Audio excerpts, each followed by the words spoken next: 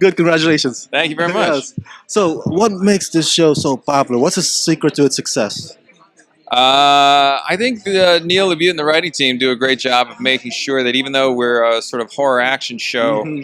on the surface, that we've got a really interesting group of characters and the interpersonal dynamics between them that we explore is on the weirder, darker side of things, and we try to keep that as truthful as possible. And that effort's definitely led by Neil, but everyone's on board to play that game. So Yeah, because we the fans are very familiar with the mythology of Van Helsing, but you guys altered it, and then give this, strong female characters, in this show. So, what are some of the responses from the fans about that?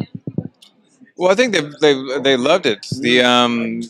I mean, strong female characters is something that's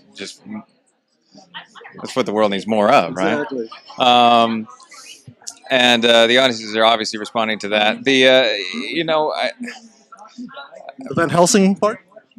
Well, the Van Helsing part of the mythology, the fact that as soon as the writers gave themselves permission to turn that mythology on its head, we have got all of these attachments to what the Bram Stoker Dracula story is, and the fact that they said, no, we're going to allow ourselves to cherry pick the best bits of it that we like, and give ourselves the freedom to create a world outside of that of our own, and that's just given them a huge amount of freedom in terms of the stories that they get to tell. Now, without giving spoilers, can you give us the arc and the next story of the new season?